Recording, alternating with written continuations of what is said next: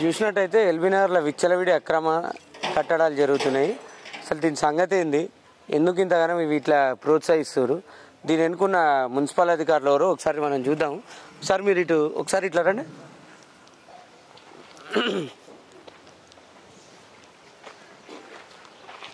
ఈ నిర్మాణం యొక్క పర్మిషన్ అనుమతి స్టిల్ టు ప్లస్ 2 అంటే కింద పార్కింగ్ వదిలేసి పైకి ఒక 2 ఫ్లోర్ల అనుమతి ఎల్బీనగర్ మున్సిపల్ అధికారులు ఇవ్వడం జరిగింది. కానీ ఇక్కడ జరుగుతున్న విషయం ఏంది, ఎందుకు జరుగుతుంది అనేది మనం ఒకసారి ఇప్పుడు చూసుకుంటే ఇలా రండి. ఒకసారి ఫుటేజ్ అంతా తీసుకోండి.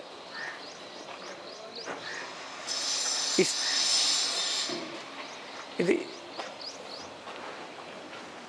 ఇలా రండి. ఇది స్టిల్ టు నిర్మాణం అంటే కింద వదిలేసేయాలి పూర్తిగా. ప్రభుత్వం ఇచ్చిన అనుమతి ఏంటంటే స్టిల్ టు ప్లస్ 2. దాని అర్థం కింద వదిలేసి పార్కింగ్ ప్లేస్లో మీద నిర్మాణం చేసుకోవాలి 2 ఫ్లోర్లు. మరి ప్రభుత్వ అధికారులకు తెలియట్లేదా, టౌన్ ప్లానింగ్ డిపార్ట్మెంట్ నిద్రపోతుందా, ఏం చేస్తుందనేది మనకు తెలియదు. కానీ ఇక్కడ జరిగే నిర్మాణాలు వేరు. కింద ఒక ఫ్లోర్ అదనంగా కడతారు, 3వ ఫ్లోర్ అదనంగా కడతారు. అంటే ఎవరిని అడిగి కడుతురు, ఎవరి ధైర్యం మీద కడుతురు, ప్రభుత్వ అధికారుల హస్తం ఇందులో ఉందా లేదా, ఉంటే వాళ్ళకు ఏ ప్రకారం మరి అనుమతిస్తున్నారనే చెప్పాలి. ప్రభుత్వ అధికారుల హస్తం లేదు టౌన్ ప్లానింగ్ డిపార్ట్మెంట్ అనుకుంటే పూర్తిగా ఇది నిర్మాణం కూల్చేసేయాలి. ఇప్పుడు వాళ్ళు చేస్తారా చెయ్యరా అనేది మనకు తేలబోతుంది. ఇలా రండి.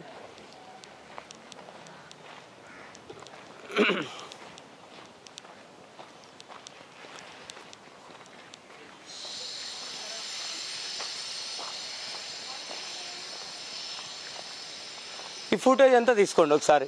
ఇక్కడ జరిగే అక్రమం మొత్తం పూర్తిగా తీసుకోండి. ఇక్కడ ఇచ్చింది స్టిల్ టు ప్లస్ 2, ఇక్కడ 4 ఫ్లోర్ల నిర్మాణం ఎట్లా జరుగుతుందనే తెలియాలి. ఇందులో మరి ఎవరస్తా ఉందనేది బయటికి రావాలి.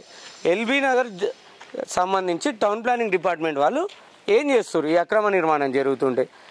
వాళ్ళకు ఏమైనా ఒత్తిళ్ళు ఉన్నాయా లేదా మరో అంశం ఏమైనా ఉంటే వాళ్ళు బయటికి చెప్పాలి.